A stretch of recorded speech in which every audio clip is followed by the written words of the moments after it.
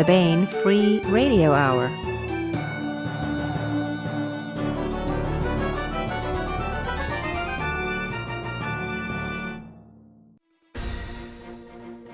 On the podcast, in a unique bout of transparency, Washington, D.C. changes name to Washington, D-Swamp. In related news, Washington Redskins become Hyattsville oystermen and get even more guff from offended invertebrates, particularly those easily triggered cephalopods. Plus, we continue with a complete audiobook serialization of Larry Correia's Son of the Black Sword. All right now. Welcome to the Baen Free Radio Hour podcast. It's an honor to have you along. I'm Baen Senior Editor Tony Daniel.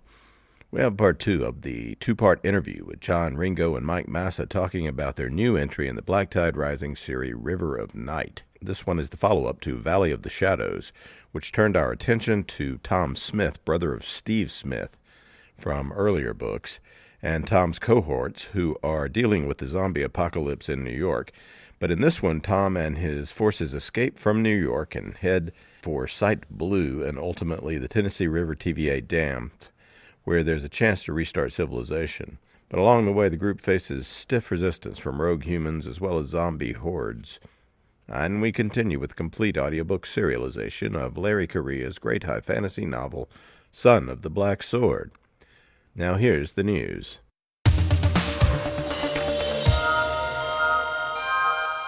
The July e-arcs are available.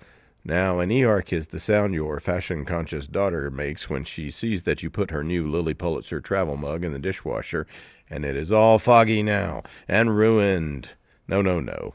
An e-arc is an electronic advanced reader copy of a book that will come out several months from now in print and regular e-book form.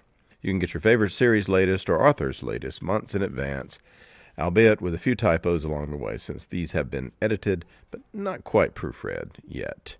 Out in July in e-arc form is The Waters and the Wild by Mercedes Lackey and Rosemary Edgehill. When Olivia accepts swimming star Blake's invitation to the Adirondacks resort camp of Lake Indoor, it quickly becomes clear that all is not as it seems at the 100-year-old resort. Not only is Blake not the guy Olivia thought he was, there's something far more sinister afoot. There is something lying beneath the waters of Lake Indoor, something not of this world. Also out in New York is Antediluvian by Will McCarthy. In a brilliant and dangerous brain-hacking experiment, Harv Leonel and Tara Mukherjee are about to discover entire lifetimes of human memory coded in our genes and reveal ancient legends from knights and trolls to flood myths to the birth of humanity itself that are very real and very deadly. Finally out in e-arc right now is Straight Outta Deadwood, edited by David Boop. Saddle up and venture to the wild frontier town of Deadwood and its creepy environs. The West that once was rides again, but this time with the West that could have been, chasing after like a spitting hellcat on its tail. Stories by Charlene Harris, Mike Resnick, and many more. Straight Outta Deadwood, e-arc, edited by David Boop. Antediluvian e-arc by Will McCarthy, and The Waters and the Wild by Mercedes Lackey and Rosemary Edgehill e-arc are now available exclusively at Baen.com. Get 'em and read 'em and rejoice.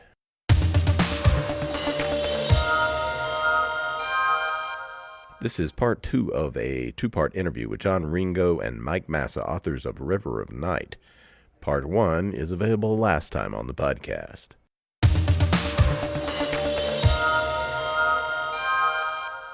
I want to welcome John, Ringo, and Mike Massa back to the podcast. Hi, how's it going, guys? Hey, we actually both made it this time. And I've got a fresh cup of coffee, so I'm good. Hey, Tony. Hey, John. Glad to be here. I got my Diet Coke lined up. Very excellent, very excellent. Okay. Well, John, let me just talk a little bit about your all's backgrounds. John Ringo brings fighting to life, as we say in the bio on River of Night. He is the New York Times, and it's true, he is the New York Times best-selling author of the Legacy of the Aldonada series, the Paladin of Shadow series, the Special Circumstances series, and Looking Glass series, probably a couple other series in there that we could mention. John has co-authored 4 novels in the Empire Man series, also with New York Times bestselling author David Weber, and is the co-author of 3 novels in Larry Correia's bestselling Monster Hunter International series, the Monster Hunter memoir novels, which one of the mass markets on that is, I think the final one is out this month as well, which is what? It's the New Orleans one, right? Yeah. That's one of the 2 New Orleans. John's science-based zombie apocalypse Black-Tide Rising series includes Under a Graveyard Sky, To Sail a Darkling Sea, Islands of Rage and Hope, Strands of Sorrow, and The Valley of Shadows, co-authored with Mike Massa, as well as story anthology Black-Tide Rising, co-edited with Gary Poole. He's a veteran of the 82nd Airborne and lives in Chattanooga, Tennessee. Mike Massa has lived a diverse and adventurous life, including stints as a Navy SEAL officer. I thought you were an officer, huh? Yeah, I was. Oh, okay. Folks. All right. Well, that's too bad. Anyway, an international investment banker and internet technologist, which is what he does now. He counts his greatest adventure, well, in addition to being an excellent writer, he counts his greatest adventures as marriage and parenthood. Massa is currently a university cyber security researcher consulted by governments, Fortune 500 companies, and high net worth families on issues of privacy, resilience, and disaster recovery. He lived outside the U.S. for many years, plus military deployments, and has traveled to over 80 countries. Mike lives in Virginia. And out now at booksellers everywhere is the sequel to The Valley of Shadows, which is called The River of Night. And right now it is the #1 best-selling science fiction hardcover in America.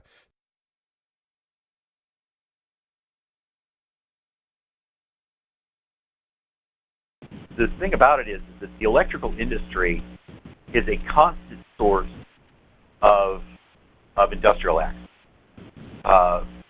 Deadly industrial accidents. And so any electrician, any electrical engineer with any experience whatsoever has an enormous list of ways that they know of that people have died.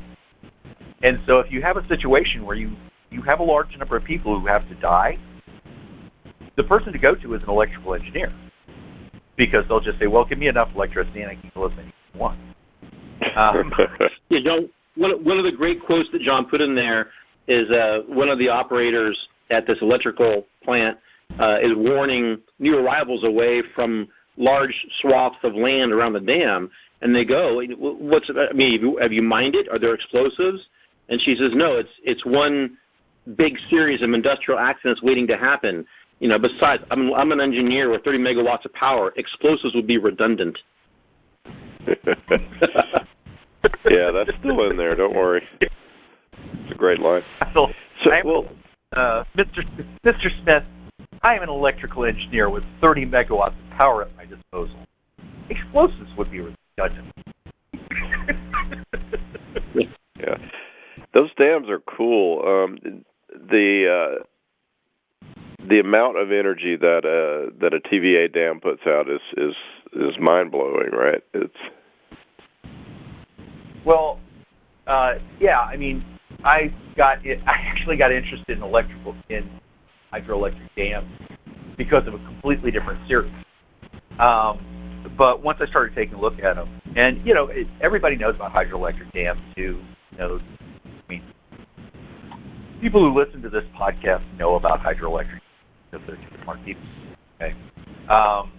But the various ways that they work and the sizes. I always thought this TVA had something in the United States. It turns out, no. The big dams are on the Columbia River, which makes sense. But checking out Watts Bar and walking around the area and taking a look at everything and taking a look at this number, it's a surprisingly small footprint for as much power as it generates. And there was discussion of using the nuclear power plant right next to the dam. But in this situation, we talked with people who've worked in the nuclear, and one of the problems is nuclear power plants require a lot of people to keep operating, a lot of spare parts, and a lot also to keep them operating. So once it was clear that the fall was coming, the order was given to shut all the nuclear. And there's some question about whether there are survivors in the control center or not. The people on the dam don't know, and the nuclear power plant is literally, if you got somebody to hit a home run baseball, that, and they have no idea if there's anybody alive. They're assuming no, but they could be, because nuclear power plant centers are actually set up for long-term supply. So if even today, if something big happens, the people who are in the nuclear power plant control center are prepared to stay there for as long as they've got 5 years food, water, and shelter, just ready to go. I did a lot of research on nuclear power plants as part of this homework, the homework for this book. And the power plants are surrounded by a large area, which is called the owner zone. It's owned by the utility. And the closer you get to the actual generators and reactors, it becomes increasingly sensitive until you reach something called the exclusion zone. And I actually came across a security measures training book online for a currently operating nuclear reactor complex in the United States. I won't name which one or where to find it, because it probably shouldn't be there. Completely unclassed and available on the internet if you were searching in a determined way. And it outright states that if they had this kind of emergency, you do not want to be a person trying to get in, even casually, even if you think you belong there, because their protocols are of the nature of, after a certain level of security, anybody trying to get in that isn't in already is presumed to be hostile. And I won't go into details of my former professional experience either for the military or for the government, except to say that that's congruent with what I know from when I had that kind of job adjacent to those sorts of responsibilities.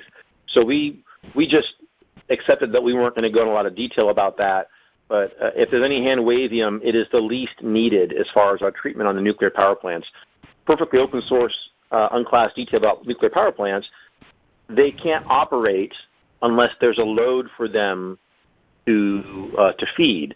So if there's nowhere for the electricity to go, you can't safely spin that thing and keep it critical indefinitely. There has to be somewhere for the power to go. And if you don't have, and that's why one of the biggest disasters that can befall a plant, or emergencies that can befall a plant, is something called loss of load, which means all of a sudden there's nowhere for the juice to go. What the hell do you do?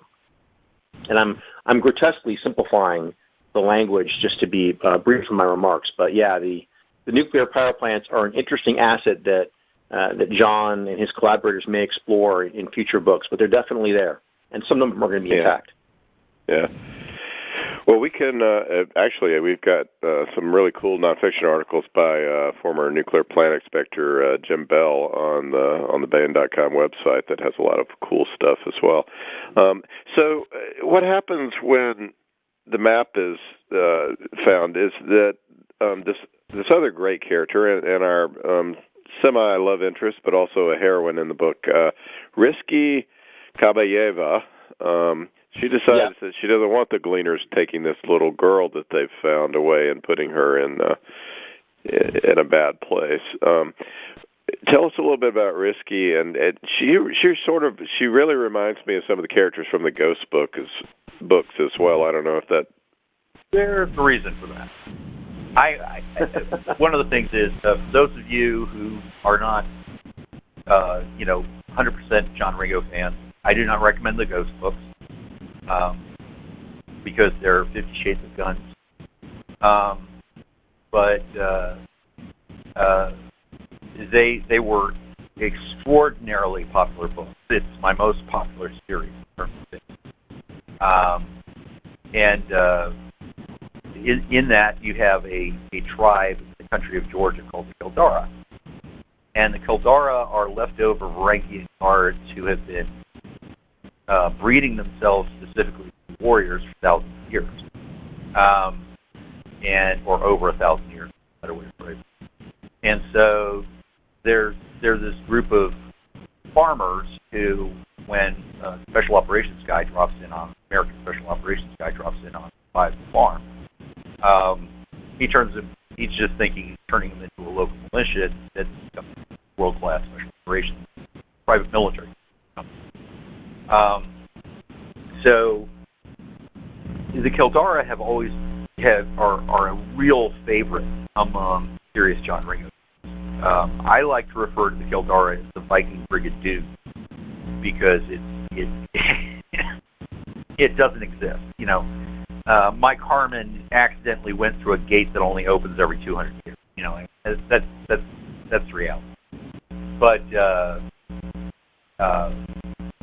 the thing about it is I have not decided whether there is a crossover between the Black Tide universe and the Kildara universe or not. I actually wrote part of the Kildara universe in Black Tide. But especially in the Tom Smith books, there are constant references that give the impression that the Kildara exists in the Black Tide universe without absolutely specifying.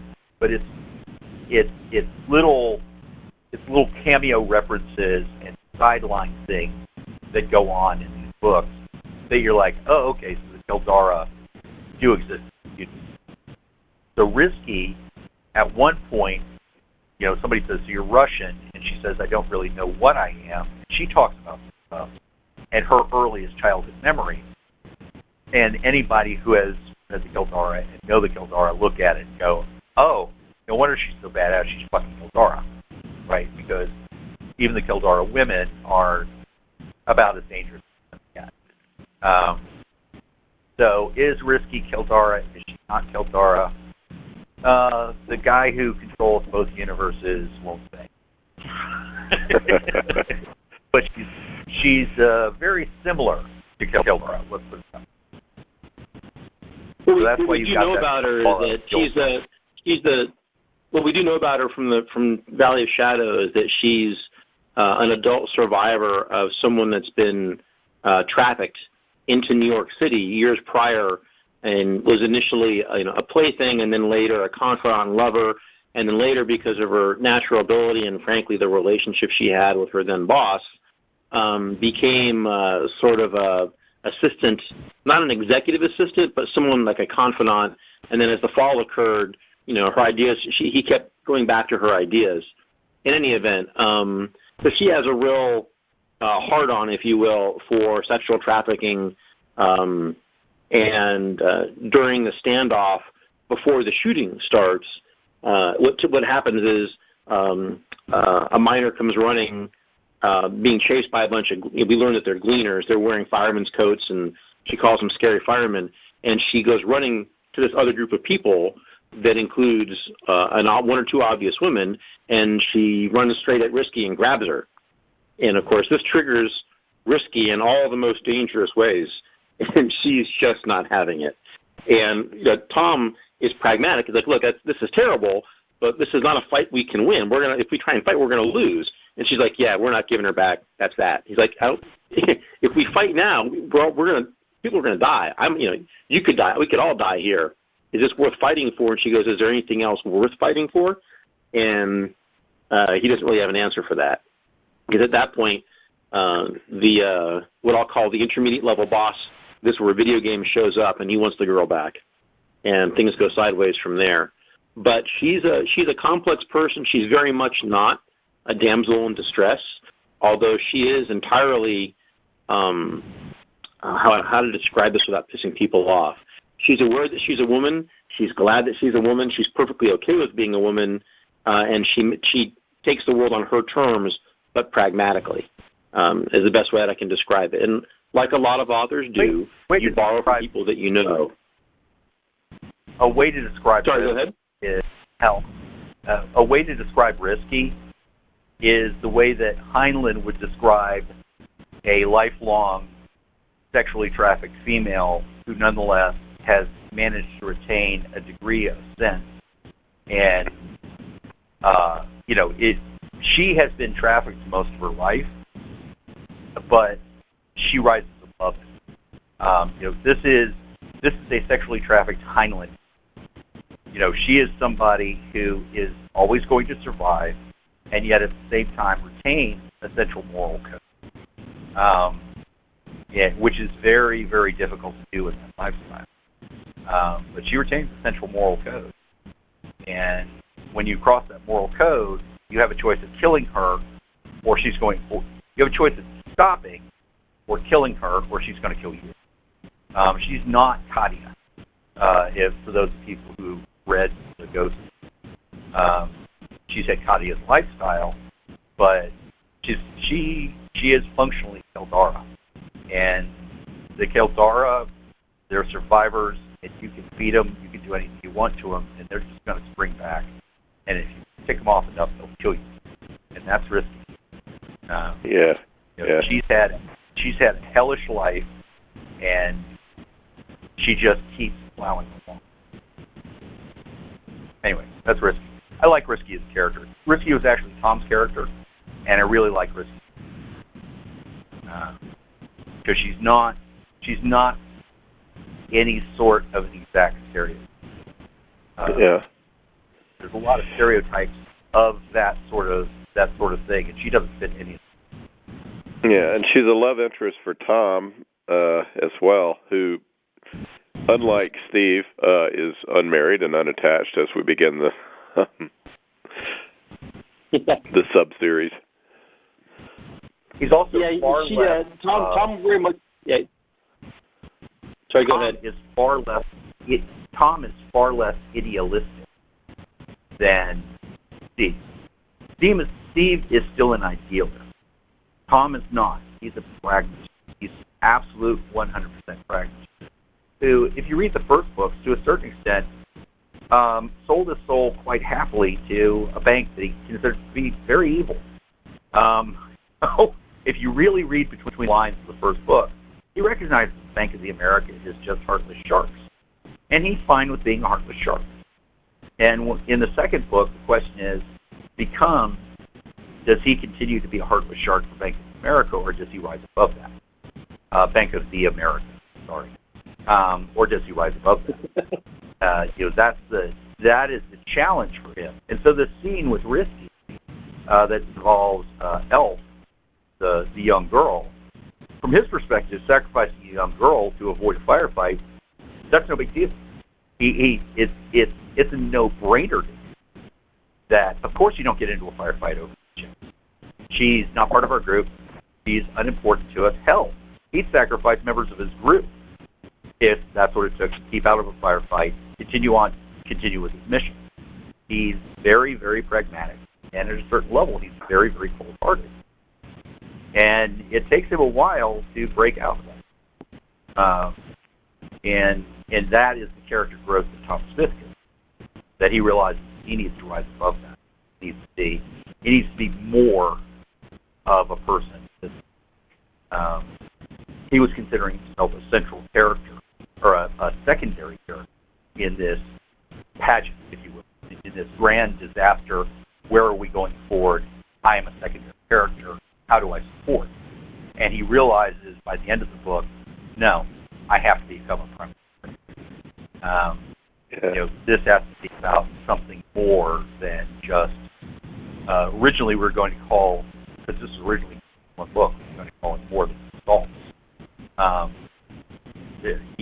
That he's more than just an employee of the bank. Nobody likes it. And Risky provides that. Risky provides the conscience that he lacks in a way. So, in a way, yeah, Risky really does. Risky reminds him that there's more to life than being a shark, and so that's sort of the path that he has to tread of fighting people, defending Night Blue, doing this. That's just kind of his job. But then he realizes that he has to rise above himself. Which he doesn't. which he eventually does. And it's Risky who really says he's got to be more than who you are. I don't think at any point she says that directly, but it's it's funny. It's the special operations guy actually gets reminded that there's more to life than simply being a gun hand. Through a girl who has been a whore most of her life. And still, despite having been a whore most of her life, has more morals. Yeah. Well, let's talk about someone who has. Yeah, go ahead. Go ahead. You first. No, Mike. Mike, go. You were about to say something. Yeah, I was about to say it's really interesting that the person with the least advantage and who's had to live through the darkest existence with the least amount of privilege, in fact, almost none, and be a plaything and worse, is the person who retained her moral center, while the other character who basically had everything going for him was, like you said, very was pragmatic to the point of being nihilist. And being totally mission focused, arguably, to a morally corrupt, however essential it might be in terms of infrastructure, organization. It was a great contrast, and it was fun to watch. Well, fun. It was gratifying to watch Smith begin to change, because we did a lot of rewriting and revising on Tom, in part because he had to grow. And at the same time, it can't happen all at once. No, you just don't flip a switch and everything occurs. So he goes through a series of shocks. And after some of them, in fact, one of them entirely because of Risky's choices that he doesn't make, there's the basis for them to exchange words. And it was good that you were able to write the book where Tom turns it around. So you were saying, Tony? Yeah, that is really the heart of the character growth in the book. There is one character, another one of the bad guys, who absolutely lacks any conscience. She seems sort of a psychopath, who is Joanna Cohn, or Cohn. Tell us a little bit about her, because also it allows you to do a little bit of satire on identity politics, which I really appreciated as well. So Joanna Cohn is a sociopath. She recruits psychopaths, but she's a sociopath. Okay, and she's actually she's an amalgamation of two people that I know in real life, who are actually have done the things that she's both overtly characterized as doing, and it's directly implicated that she's done. And so she's a genuinely scary person based on two genuinely scary people that I've known, one of whom actually worked for a really big bank in a position of some responsibility. So she's, for every fine cat, you have to have a fine rat. And she has a relationship with Tom that goes back to the first book. But she's formally the director of crisis management for the city of New York, which I may be getting the title slightly off, or I may have altered it deliberately. But there's a series of departments that work for the mayor, an executive council, if you will, one of which is this role. And she rose through the ranks and discovered that she very much liked the responsibility. She liked the ability to broker information and assistance. And she was part of this illegal vaccine manufacturing cabal that the gangsters and the cops and the city administration through Joanna and the banks all collaborated within for the purposes of making vaccine as fast as they could to try and keep the city running for as long as they could, because without an economic engine still grinding along at some level, the fall would have happened much more rapidly. They hoped to sort of stop it midway or fence it off, and they failed, as readers of the Valley of Shadow will know. So she survived, and she was literally on the last helicopter out, and she watched everything come apart beneath her, and she's like, all right, well, I'm just going to follow the plan that Smith set up, except since he's not around, maybe I'll be the person in charge.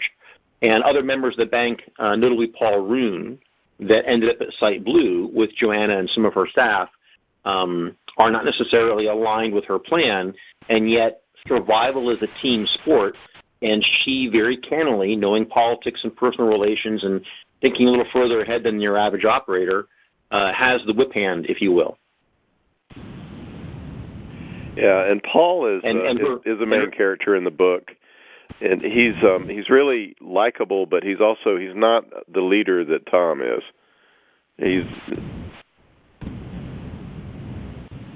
No, he's not. Paul's very much a secondary character, and he's not only a secondary character, but he is written as a person who will always be, he's a manager, but he's not an executive.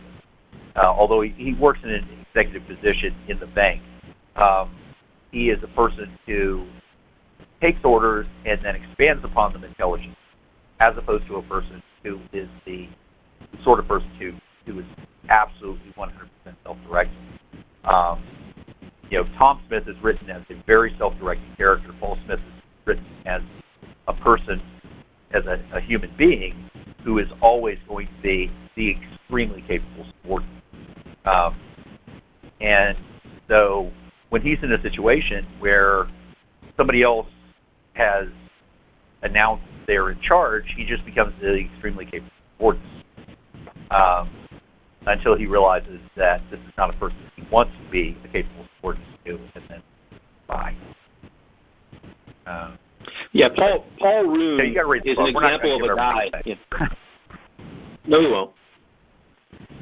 Keep going. I was going to say, Paul, a really good example, a way to distinguish between the executive leader and the capable manager and subordinate is that it can be very difficult to get inside the decision loop of a leader who's thinking ahead several steps and playing both an economic and a kinetic and a political game, whereas the capable subordinate is usually thinking only in one paradigm and only forward a fairly limited calendar time. And so Paul is endlessly reacting to Joanna, and Joanna is very much a heavy thinker. Just because she's a sociopath doesn't make her stupid. In fact, quite the opposite. She knows who she is. She's perfectly okay with it, and she's been working and compensating and overcoming the downside while fully taking advantage of the upside of her personality type. Yeah, Joanna is really somebody who is absolutely amoral, and she's perfectly comfortable with it. We were talking before about Tom Smith versus Risky, and how Tom Smith had to come to the understanding that he had to be somebody greater, and that he had to develop a moral conscience. And Joanna is somebody who just threw aside the whole concept of moral. She doesn't care. Now she fakes caring very well, and she talks about for the children and that sort of thing. But she doesn't actually mean it. It's all about power. Mike, you have a tendency to say a lot of things, but if you don't actually work in the current managerial field, it's sometimes hard to pick them apart. But I loved when you mentioned that she thinks in terms of the financial aspects, the kinetic aspects, and I can't remember what the third one. The political, financial aspect, and the political aspect, right? And as an example, sometimes when I talk about politics, I say that there are three legs to politics: hard power, soft power, and economic. All politics come down to an interplay of those three. But what's really funny about it was, and I didn't realize this, I've talked about this on panels, I've talked about it in podcasts sometimes when it comes up. What's really funny about it is that there's actually a song about it, and I had not put the two together.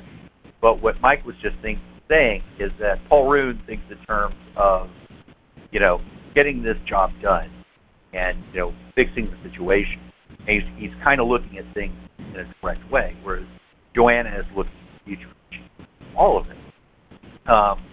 But those interplay of those three things, the way that Mike put it was the financial, the kinetic, political, and I talk about hard power, soft power, comics. Warren Zevon phrased the best of all: lawyers, guns, and money. Yep. Exactly. That's what all politics is about: lawyers, guns, and money.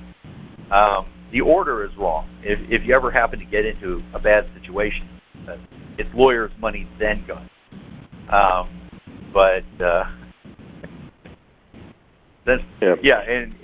And basically that's the situation that they're in. Is they need somebody to send lawyers, guns, and money because the shit has its fan. Not that lawyers are going to. Well, Joanna, as she tries to sort of, she has a little coup. It feels to me like the HR department staged a coup, and took over Site Blue. The HR department staged a pooch and tried to run things. It's basically what it comes down to.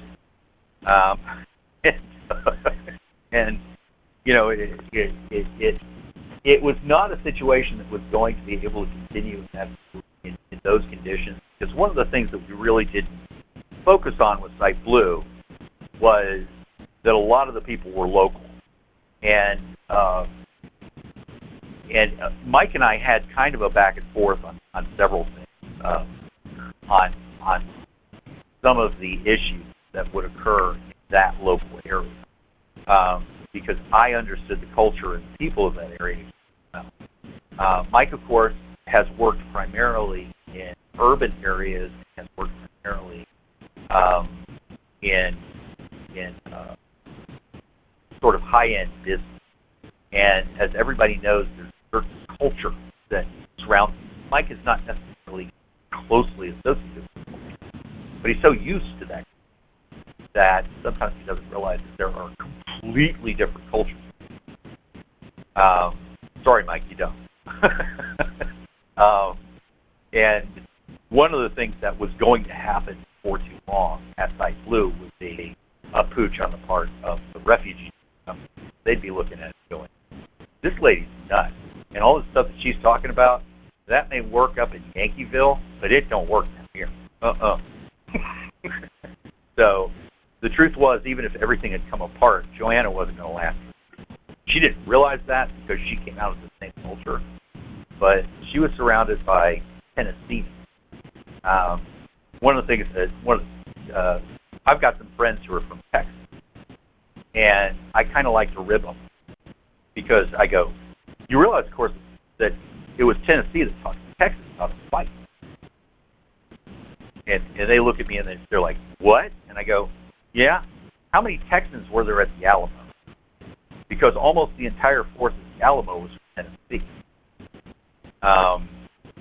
So Joanna Cohn was not going to last real long anyway. She didn't realize it. And it's not something that we wrote in the book. Because it would have been a distraction. There were aspects we kind of hinted at, right? But everybody that all of these non-player characters, okay, all of these extras that had gathered at Site Blue that were listening to Joanna and her plans for the future, they're Southern. First of all, they've been in a disaster. Most of their families are lost. They're trying to reconnect with people, but they're still Southerners, and they're listening to her and going, oh, so she's one of those. Well, we'll play along for now because that's what we do, and we're not going to say much because we don't, but at a certain point, yeah, this is over. Well, we get a better sense for that, John, with the people in Spring City, don't we? Yeah, we do. But the refugees that came into Site Blue would have been thinking the same. And they're just being polite, basically. Well, she does do some nasty stuff while she's in power, especially to Paul. But she's being careful about not making that clear. Not obvious. Yeah, and she destroys poor Kendra's life for a while, who's a great character as well. So Kendra is shell shocked. Go ahead. Yeah. Go for it. I was going to say I feel bad for Kendra because she was shell shocked. You know, she was a mid-level junior executive, high-end manager at the bank. She worked for and reported directly to Tom. As the city came apart, she had real issues with how they were making vaccine. She was an urban dweller who wasn't exposed to really serious violence as everything came apart, and she was totally out of her comfort zone. But she formed an attachment to another character. In a variety of ways, things go sideways, and she sort of retreats into this hard, brittle shell, and ends up working for Cohen because that's pretty much at this point the only way out. Site Blue is completely unaware that Tom Smith is even alive, let alone fighting his way towards them, and so there's very limited to no communications that are possible at this stage of the collapse of the various pieces of infrastructure as we've written it in the southeastern United States. And Cohen is a master at manipulating people around her, and Kendra is susceptible. I don't want to go too far because she plays an important role in the latter third of the book, and I don't want to give too much away. But I enjoyed writing her, and I enjoyed her character evolution as well. In the event that there are further books that explore these characters in greater depth, she might be a fun one to continue working with. Yeah, she's cool. Well, let's talk about. Go ahead, Mike. That's something we've got to talk about because this book did well enough that it's perfectly reasonable for us to go back and pitch a third. And I've got an idea on that. I completely agree. Figure out how to do it. Because at a certain point, you realize that there's going to have to be a link up between the two Smith sides. I completely agree. I'm thinking about the third book. I'm not too sure that we can do the link up. But at some point, we've got to do a link. Anyway. Oh, that sounds very fun. You got to talk to Tony Weiskopf about that. Yeah, I would read that book. So. Well, Tony and I and Mike Williamson talked about a book at Liberty, and we haven't contracted on that, so we don't want to talk about it. Tony had some issues with a Williams character, and I think we solved that. Because she didn't like the character that. A lot of people liked that character a lot. Tony had issues. But the thing about it is that in a novel, unlike a short story, in short stories you can have a character go through character growth, but it's kind of a compressed character growth, and it's not a very complete usually. As Mike said, you can't have somebody suddenly flip over. You can have people toggle over under certain circumstances. We have a very direct toggle over in River of Night. The character had been a good guy, goes to being a bad guy, realizes he's basically. Anyway, so we were talking about Williams' some character. I would anticipate that before the novel that I'm thinking about comes out, that hopefully that Williams, then there's actually an overlap between those two. Because the novel that I've been thinking about for a long time, writing the sister saga, of the first book, is I want to call it Old Black Water, but that would give the impression of Blackwater PMC or something like that. But it's about opening up the Mississippi River, and that would be an opportunity for Smith to rejoin Mississippi, Tennessee eventually. Tennessee, the Mississippi, Ohio, and the Missouri all come together with 100 miles. It's this little cluster that, from the point of view of river transport in the United States, probably the most important 200-mile diameter circle in the United States. Economically, one of the most important 200 miles in the world, and most people don't realize it. Yeah, well, you can fortunately, Ulysses Grant realized that. Yeah, I mean, you could nuke Manhattan, and we could build another stock exchange. But, you know, that particular little cluster of rivers is hugely important thing. And well, I hope anyway. Yeah, I hope you do that. That book you wrote with Mike Williamson, The Hero, it's a really little gem. It's a great little piece, by the way. People should go read that. Well, when I was envisioning this universe, the Black Tide Rising universe, one of the little side stories that I had was called the Gulf Coast Regulation, and it was the guys that were being supported by the U.S. government that were clearing the Gulf Coast, which just takes a gazillion little inlets, small towns, and the Florida Man meme, Florida man arrested for biting alligator, naked Florida man arrested for biting alligator. About half of those occur somewhere on the Gulf Coast of Florida, because that's what the Gulf Coast of Florida is like. It's just the characters that you run into on the Gulf Coast of Florida are the most interesting people in the world from the point of view of they're really interesting. I not necessarily want to be friends with them, but really interesting guys. So clearing all of that area would be very, very funny. But anyway, so that would continue up through, Louisiana. So if you think about a bunch of guys who are clearing inlets along the coast of Florida in airboats and small boats mounted with machine guns, just think about the Florida Man meme crossed with the people from Swamp People. You ever see the History Channel, the Swamp People reality TV show about hunting alligators? Mm-hmm. Ever seen that? Yeah. Yep. Take Florida Man meme, cross it with the people from Swamp People, armed with heavy machine guns. Yeah. Okay. Well, those people are also known as those people are also known as my relatives, by the way. Oh, okay. You know exactly what I'm talking about. My brother Bob lives down there, and he has finally found his niche.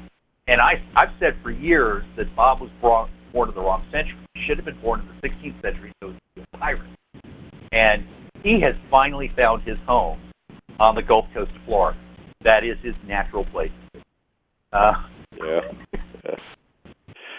Anyway, one other thing I want to talk about before we go is some of the foot soldiers of Tom, who are really cool characters in their own right, especially Kathy Ostroga and Worf Copley. Especially, I really love that there's the appendix that is. Can y'all tell us about Ostroga's do's and don'ts for the zombie apocalypse? Her rule book. I think John is the authorized Spec 4 here should be the first speaker. Well, one of the things going back, we've mentioned the anthology a couple of times. The first anthology was Black Tide Rising. The second anthology was Voices of the Small. And those anthologies were primarily put together by, does it say Gary Poole on the cover or Kelly Long? Gary Poole, right? Yeah. It's Gary Poole. Those primarily put together by Gary Poole. Yes. And Gary Poole is Gary Poole was sort of in the Army. I say sort of because he went from basic training to being a drill corporal to being a drill instructor at Fort Sill. So he spent his whole time in the Army in trade hockey. So I don't actually count that as actually in the Army. I rib him about that all the time. As a matter of fact, I ribbed him on a panel at Liberty. So he's a good friend of mine. He's actually my landlord because my wife insists on renting. We rent his wife's home. And so anyway, we put this together, and he was an E4, I was an E4, and there's this whole meme in the military, in the Army about, and the 5th Navy about the E4 mafia. And so Mike Massa was Mike, you were a lieutenant, right? Yeah, I got out as an 03. Yeah, you were a lieutenant, which is in the Army or the Marines would be a captain. And one of our other writers, Casey Azell, at the time was a captain, and now a major in the Air Force. And so there was this running gag with and there were other authors in it, officers, and the running gag about the anthology was that it was being run by the E4 Mafia. But it was Gary and I doing the editing on it and choosing the stories and everything else. So it's the E4 Mafia running. So because of this mimetic, this joke mimetic in the military, it was Mike actually introduced the whole thing about Astroga being, in the E4 Mafia. The problem was Astroga came out of the first book, Under a Graveyard Sky, and she was actually in E3, which doesn't count. It's enlisted Mafia, sure, but it doesn't count as E4 Mafia. So we actually had to figure out a way to promote her to E4 in the book, in the first book, Valley of Shadow, which is one of those just extremely bizarre scenes that in any truly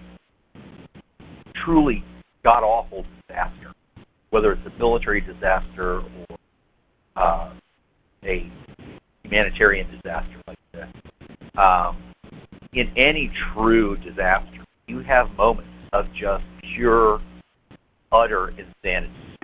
And so in a moment of pure, utter insanity, she gets promoted to E4 and hopefully goes to sergeant.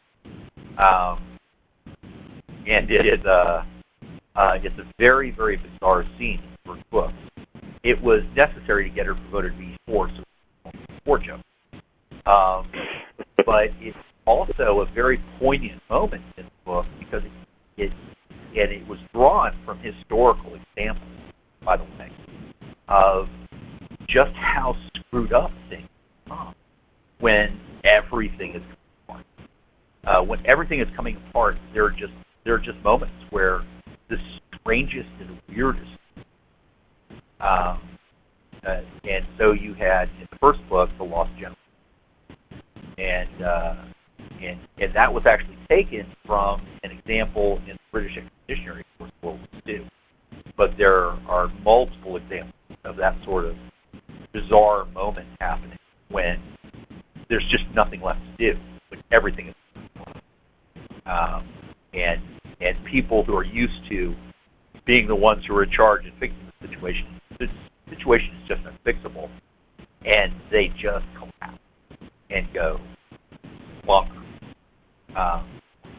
So anyway, the whole list, it's also kind of a dig on the Skippy list. Not a dig, but a joke on the Skippy list. It's all the things that Astroga is not supposed to do in a zombie apocalypse. And some of them are actually things that she was not supposed to do in the Army. The early ones are the reasons that when Astroga was active duty, she was transferred out of an airborne.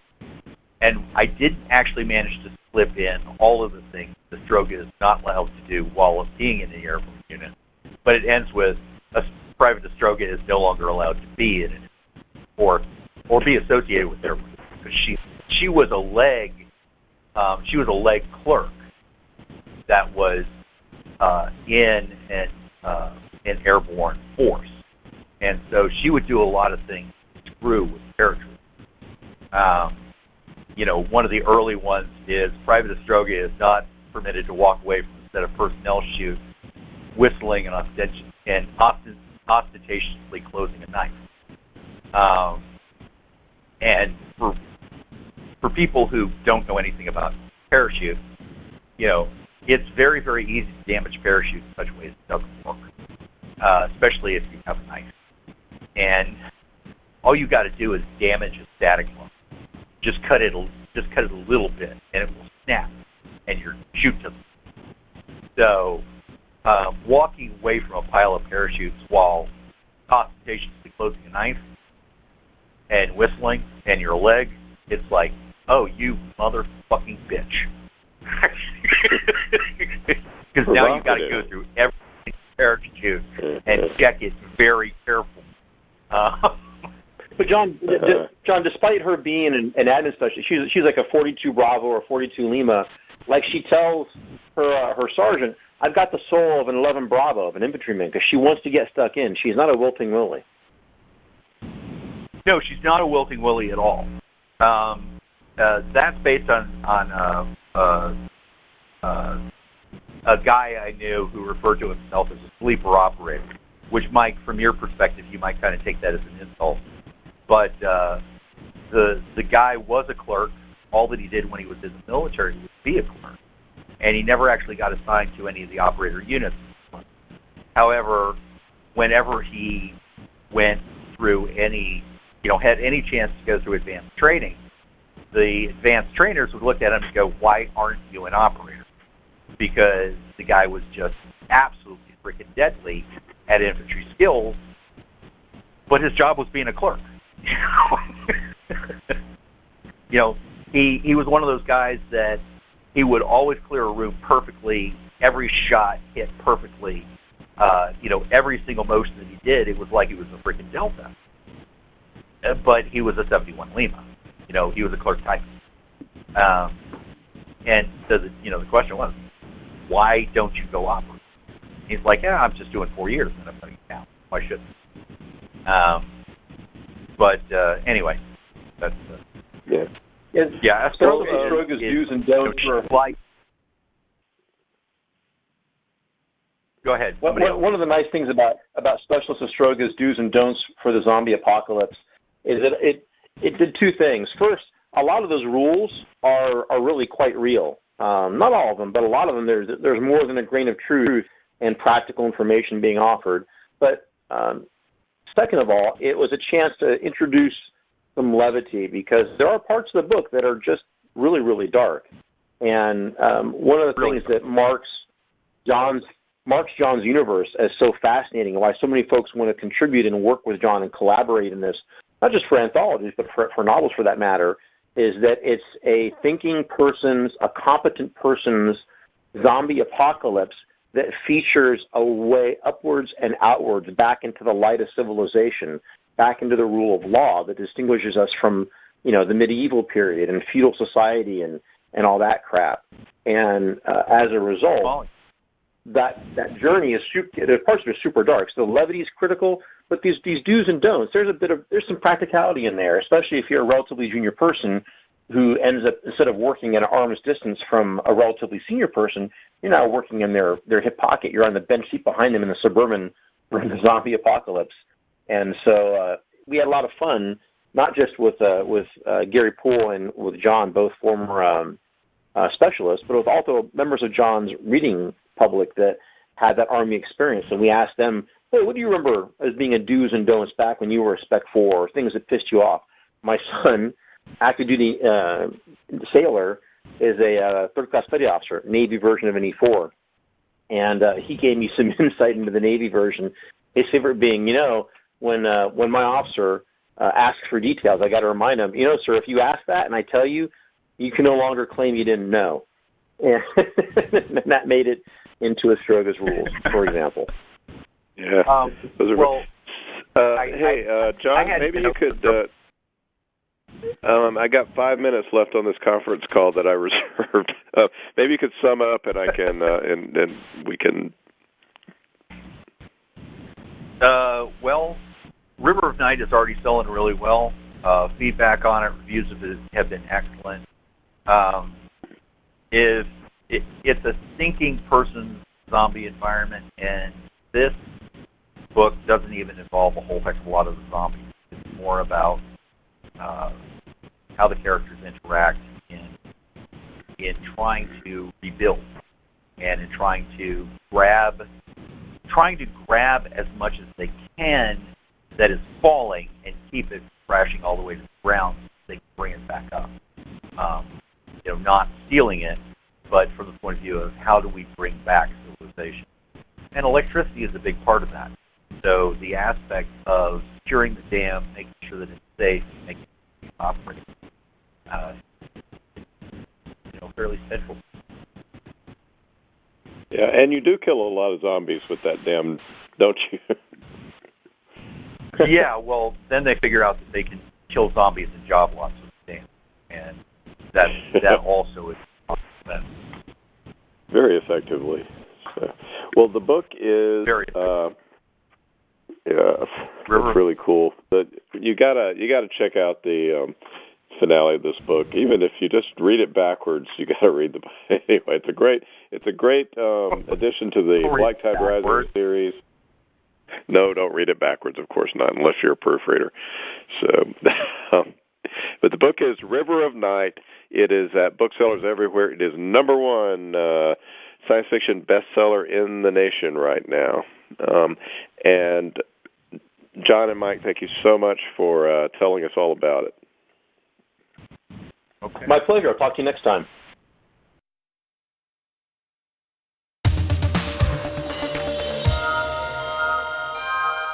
That was part 2 of a 2-part interview with John Ringo and Mike Massa, authors of River of Night. Part 1 is available last time on the podcast.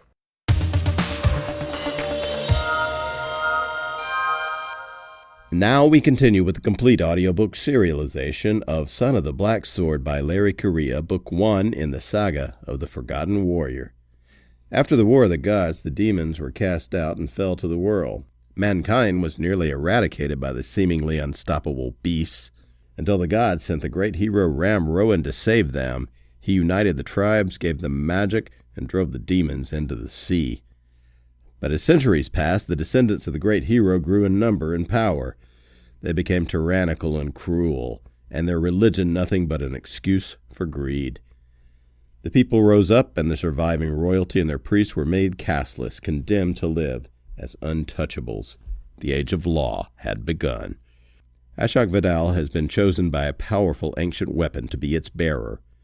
He is a protector, a member of an ancient military order of roving law enforcers. No one is more merciless in rooting out those who secretly practice the old ways as Ashok. But Ashok isn't who he thinks he is. And when he finds himself on the wrong side of the law, the consequences lead to rebellion, war, and perhaps transformation. Now here is the latest entry in Larry Correia's Son of the Black Sword. The keeper slowly withdrew his hand. Please, Ashok, if you wish to meet the Prophet, this is the only way. If you draw too much attention to my people, you will endanger them. I can't allow that. But this is fraud. What the hell is wrong with you? Thera snapped. Then, exasperated, she turned on Kita. What's his problem?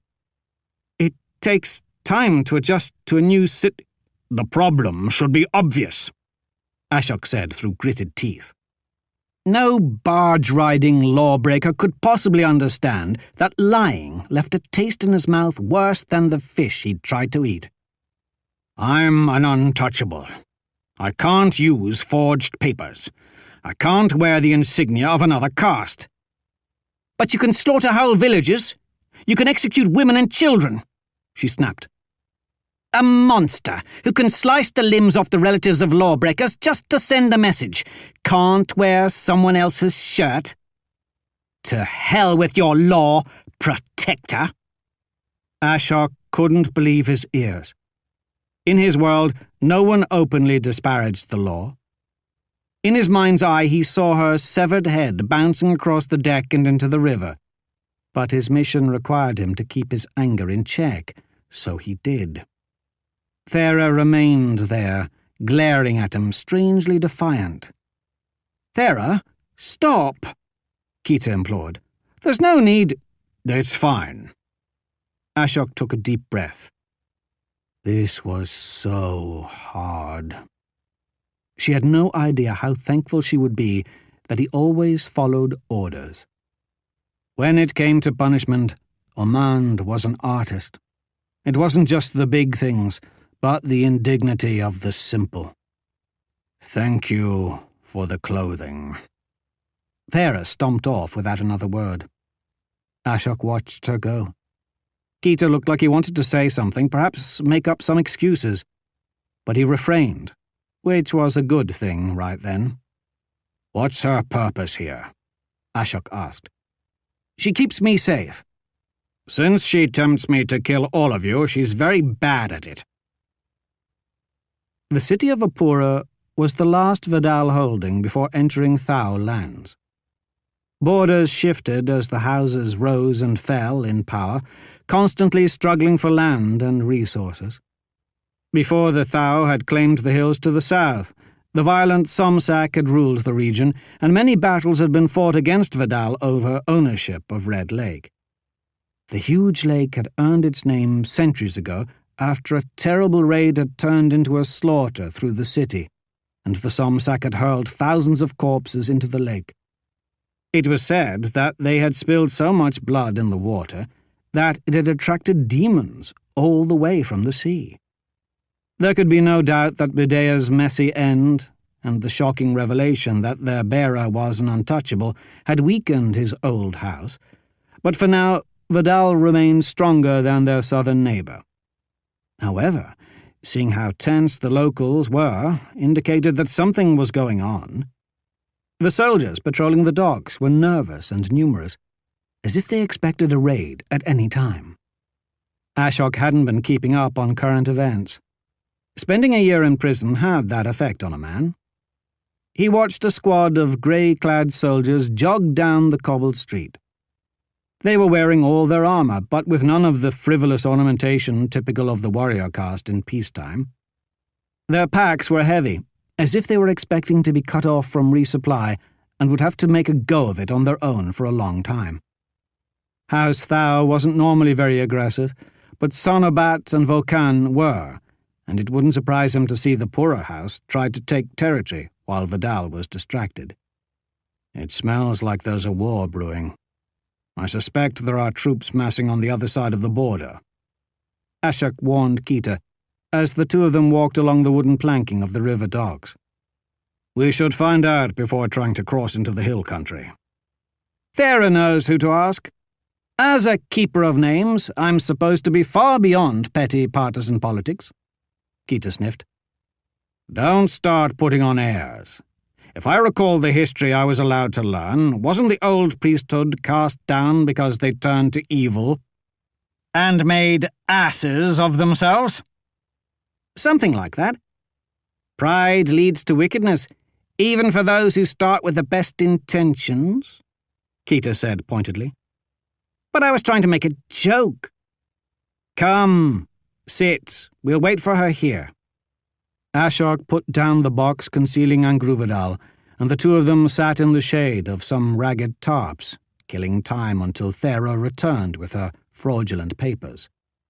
Apura was an old city, but it was a clean and orderly one. Since the fall of the Somsak, it had become a bustling hub of trade. It was predominantly a worker city, devoted to traffic and business, so it was crowded, loud, and busy. Most of the city's decoration came in the form of garish painted advertisements for goods and services. The two of them watched as hundreds of castless moved cargo back and forth. "I never understood raids," Keita said after a few minutes had passed. "You people are always attacking each other. The untouchables usually remain beneath notice. Their masters change, but the day-to-day misery of life goes on. I don't know why you bother." "I suppose the warriors need something to do. But there are rules. The law sets limits on the frequency and numbers involved. A house war is different. It is total war, without constraint. Nothing is held back. If gains are to be made, then they must happen before the capital becomes involved.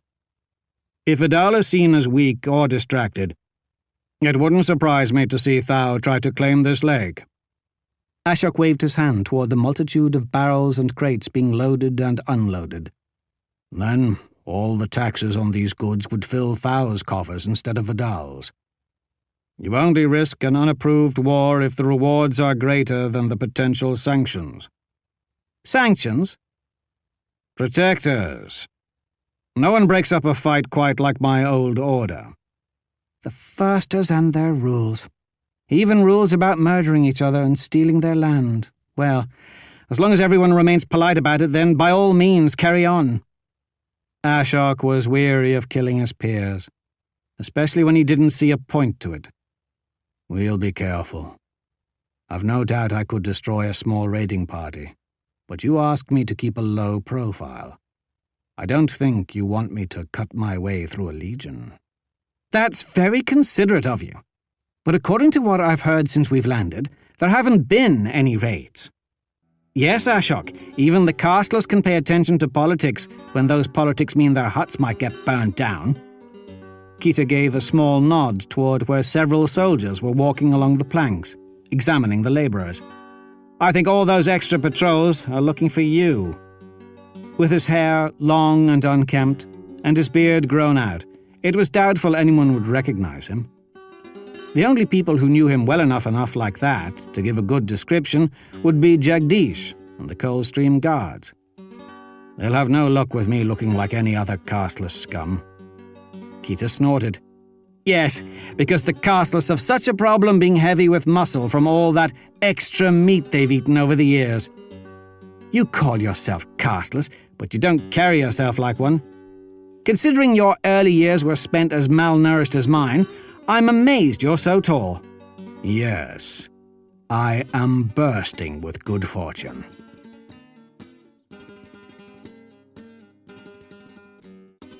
That was another entry in the complete audiobook serialization of Son of the Black Sword by Larry Correia. And that's it for the podcast, thanks to Audible.com and a podcast theme composer, Ruth Judkowitz. And a ticket for an express transport down the long arm of the Milky Way, 40 billion sky miles included, plus thanks and praise for John Ringo and Mike Massa, authors of River of Night. Please join us next time here at the hammering heart of science fiction and fantasy, and keep reaching for the stars.